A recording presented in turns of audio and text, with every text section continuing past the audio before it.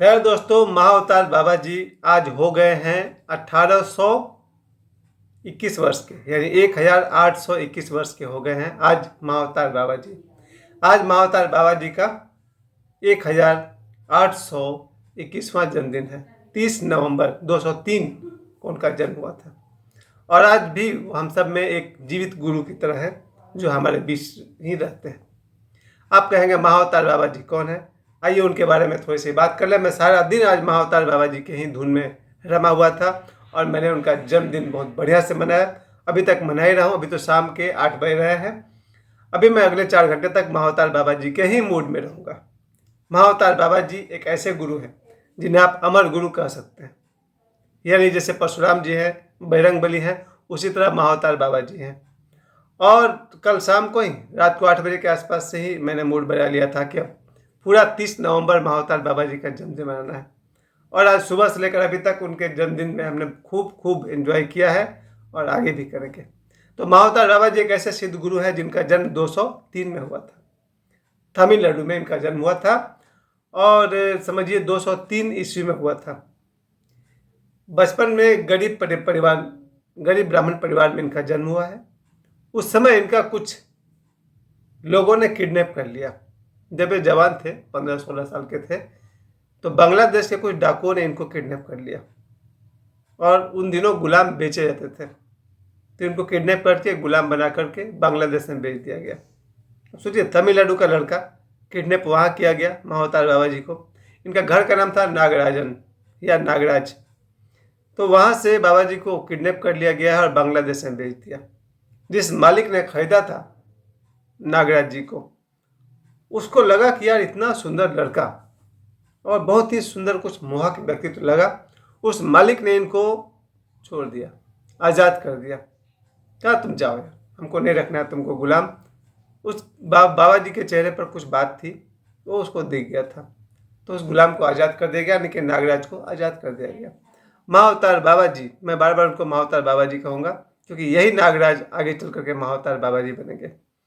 ये कुछ साधुओं के टोली के साथ सम्मिलित हो गए और साधुओं के साथ रहना, सत्संगति करना, सुबह से रात तक धार्मिक किताबें पढ़ना, सत्संग करना, और इस तरह से इनमें धीरे धीरे सिद्धियाँ आने लगी और साधुओं के साथ रह के उन्होंने सिद्धियाँ पाई और कहा जाए कि ब्रह्म ज्ञान तक इनकी यात्रा पूरी हुई।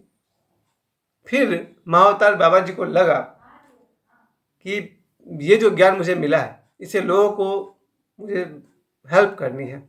और महाअवतार बाबा जी ने आज तक ओशो को भी हेल्प किया है, साईं बाबा को हेल्प किया है, कबीरदास को हेल्प किया है, शंकराचार्य जो आदि शंकराचार्य हैं उनको सहायता की है। महाअवतार बाबा जी का मेन काम है सहायता करना। इस समय 2024 में एक गुरुदेव हैं योगीराज शैलेंद्र शर्मा जी, जो वृंदावन में रहते हैं, गिरिराज पर्वत पर रहते हैं। ये शैलेंद्र शर्मा जी जो इस समय लगभग 69 साल के हैं, 67 ईयर्स के हैं, 67 साल के हैं। और उनके साथ महाअवतार बाबा जी की 2 बार मुलाकात हुई है। वैसे तो सारी दुनिया महाअवतार बाबा जी को योगानंद जी के थ्रू जानती है, क्योंकि योगानंद जी की एक किताब है एन ऑटोबायोग्राफी ऑफ योगी, योगी की आत्मकथा। एन ऑटोबायोग्राफी ऑफ योगी, हिंदी में योगी की आत्मकथा। ये पुस्तक 1946 में रिलीज हुई थी और 1946 में लोगों ने पहली बार जाना कि महाअवतार बाबा जी कौन है। वो कौन है वो तो बहुत लंबी मामला है। मुझे भी आज 15-20 साल हो गए महाअवतार बाबा जी के सत्संग करते हुए। 2005 में मेरे एक बड़े भाई ने मुझे परिचय कराया कि यही है महाअवतार बाबा जी।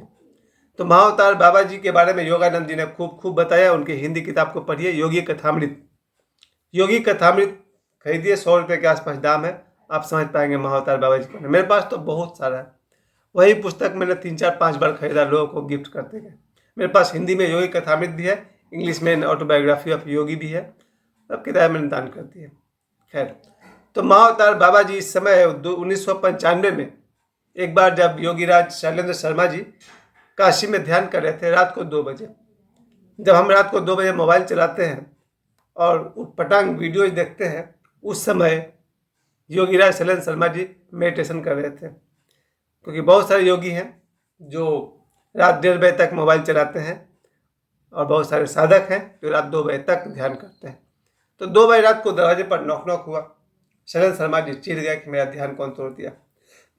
सॉरी। उन्होंने दरवाज़ा खोला सामने देखा एक नौजवान, जो शैलेंद्र शर्मा जी पूछे भाई आप कौन, तो उन्होंने कहा मैं वही हूँ जिसे तुम लोग महाअवतार बाबा जी कहते हो।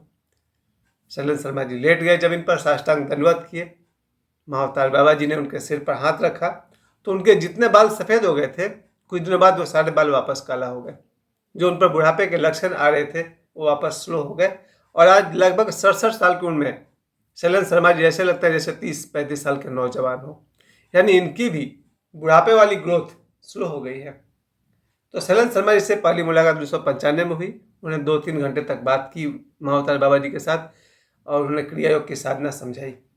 उसके बाद फिर दूसरी मुलाकात इनकी हुई है शैलेंद्र शर्मा जी की 2000 के बाद में हुई है।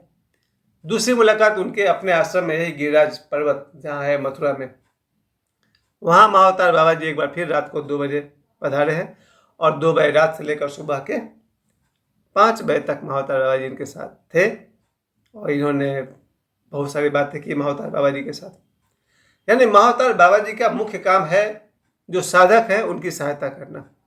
उन्होंने जिन साधकों की सिद्धों की सहायता की है उनका लिस्ट बहुत लंबा है। कहा जाता है कि जीसस भी इनके परम मित्र में से है। ये भी कहा जाता है कि बाद में कि आदि शंकराचार्य को भी उन्होंने दीक्षा दी, कबीर को उन्होंने दीक्षा दी, कबीरदास जी को, और पिछले सेंचुरी में साईं बाबा को उन्होंने दीक्षा दी। उसके बाद फिर ओशो को उन्होंने सहायता पहुंचाई है, और उनके लिस्ट में बहुत सारे नाम हैं जो महाअवतार बाबा जी से जुड़े हुए हैं। नीलकंठन, जिनकी किताब मैंने पढ़ी है, वॉइस ऑफ बाबा जी, 650 रुपये की किताब है, तो उसको लिखा है नीलकंठन ने। वो महाअवतार बाबा जी उनके घर पर आते थे। और भी S.A. रमैया, उन्होंने भी मुलाकात की है। और इस समय आप अगर YouTube पर सर्च करेंगे तो पता चलेगा कि शायद सैकड़ों लोग हैं जिन्होंने महाअवतार बाबा जी से मुलाकात की है। महाअवतार बाबा जी सिर्फ उन्हें दर्शन देते हैं जो साधना में बहुत ही परिश्रम में लगे हुए हैं, जो कठिन साधना करते हैं, उनके घर पर वो पहुंच जाते हैं। महाअवतार बाबा जी को खोजना नहीं पड़ता है। महाअवतार बाबा जी खोज लेते हैं उन साधकों को जो दृढ़ता से साधना में लगे हुए हैं। लेकिन मुझे आश्चर्य है महाअवतार बाबा जी का मुझ पर बहुत बहुत कृपा रही है हमेशा। 2005-06 के आसपास से मेरी उनसे परिचय हुई, और मेरे परिचय करने में मेरी धर्मपत्नी स्वर्गीय मंजू देवी का बहुत बड़ा हाथ है। उसके बाद मेरा बेटा जब हुआ था सोहम पांडे, उसको लेकर के हम अपनी धर्मपत्नी के साथ गए थे एक बोकारो के ज्योतिषी के पास, पंडित ओंकार नाथ तिवारी, उनके पास गए थे। तो उनके घर पर 3-4 फोटो लगे हुए थे। तब मैंने नहीं पहचाना कि 4 फोटो किनके लगे हुए हैं। फिर 1-2 महीने बाद में दोबारा अपने एक बड़े भाई हैं श्री मनोज सिंह भैया, उनके साथ हम लोग वहीं गए बोकारो श्री ओंकार नाथ तिवारी ज्योतिषी के पास। तब मनोज भैया ने बताया कि ये महाअवतार बाबा जी हैं, ये लाहड़ी महाशय हैं, ये श्री युक्तेश्वर गिरी है, ये योगानंद है, उस परंपरा के गुरुओं की तस्वीर। तो देखा जाए तो मुझे मनोज भाई से पता चला, उन्होंने मुझे योगी कथामृत दी पढ़ने के लिए। फिर तो मैंने कई बार योगी कथामृत खरीदी, कई बार मैंने ऑटोबायोग्राफी ऑफ योगी खरीदा। ओशो ने भी उस पर कुछ बोला है, एन ऑटोबायोग्राफी ऑफ योगी पर। आज 30 नवंबर 2024 में क्या सार्थकता है, क्या मीनिंग है? संगत यही है कि आज जब पूरे देश में बाबा बागेश्वर का एक बहुत बड़ा आंदोलन चल रहा है, जो उन्होंने 9 दिन की यात्रा पूरी की, और देखा जाए तो करोड़ों लोग उससे आंदोलित हुए हैं। मुझे आश्चर्य है और धन्यवाद देता हूं कि मेरे वीडियोज को, इन जो 9 दिनों में मैंने जो वीडियो बनाई है बाबा बागेश्वर पर, उससे एक एक वीडियो को 1000 बार भी लोगों ने देखा है। आप सभी का बहुत बहुत धन्यवाद। मेरे हर वीडियोज को आप सभी ने देखा है। और आज जो 30 नवंबर 2024 को जब महाअवतार बाबा जी का मैं जन्मदिन मना रहा हूँ, तो मैंने महसूस किया है कि सुबह से कभी तक उनकी ऊर्जा मेरे साथ है। आज मैंने देखा कि मेरे यूट्यूब चैनल पर मेरे वीडियोज को सैकड़ों लोग देख रहे हैं, लॉन्ग वीडियो जो कि मैं 10 मिनट का बोलता हूँ। इसे आप सब दर्शकों ने समय दिया है, आप सभी को मैं सिर झुकाकर प्रणाम करता हूँ, और आगे प्रयास करता हूँ मैं लोगों को ऐसे ऐसे लोगों से जोड़ता रहूँगा। जैसे एक आम बात है कि हर गली हर मोहल्ले में 100 मीटर पर आपको हनुमान जी के मंदिर मिल जाएंगे। जो भी हनुमान जी के मंदिर में उनके मूर्ति के सामने हनुमान चालीसा का पाठ करेगा, उसे हनुमान जी का मार्गदर्शन और आशीर्वाद जरूर मिलेगा। अभी मैं आधे घंटे पहले मैं शनि भगवान के मंदिर में झरिया में था, वहाँ पर मैंने हनुमान जी के सामने हनुमान चालीसा का पाठ किया। और हमेशा हनुमान चालीसा का पाठ आप बुक लेकर कीजिए, उनका जो हनुमान चालीसा किताब है वो सामने खोलिए, उसे पढ़ कर कीजिए, ताकि एक भी लाइन आगे पीछे नहीं हो। तो ये मेरा आप लोगों को सजेशन है कि जो कोई भी अपने गली मोहल्ले या घर में हनुमान जी के मूर्ति के सामने या उनके फोटो के सामने हनुमान चालीसा का पाठ करेंगे उन्हें हनुमान जी का मार्गदर्शन अवश्य मिलेगा, और मार्गदर्शन मिल गया तो आशीर्वाद भी मिलेगा।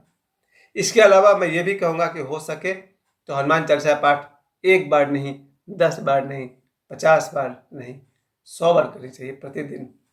ये मैं इसलिए कह रहा हूँ कि जैसे ही आप हनुमान चालीसा पाठ करेंगे आपके मन से कुमति हटेगा और सुमति आएगा। कुमति निवार सुमति के संगी। जो कोई भी हनुमान चालीसा पाठ करेंगे उनकी बुद्धि दुर्बुद्धि से सुबुद्धि हो जाएगी। तो महाअवतार बाबा जी को एक बार फिर से उनके जन्मदिन पर बहुत बहुत बार उनके चरणों में सिर रखकर प्रणाम करता हूं, और आप सभी से कहता हूं महाअवतार बाबा जी के वीडियो देखिए यूट्यूब पर जाकर के। 30 नवंबर 203 को इनका जन्म हुआ था, और आज महाअवतार बाबा जी हो गए हैं 1821 साल के। बहुत बहुत आप सभी को धन्यवाद, प्रणाम।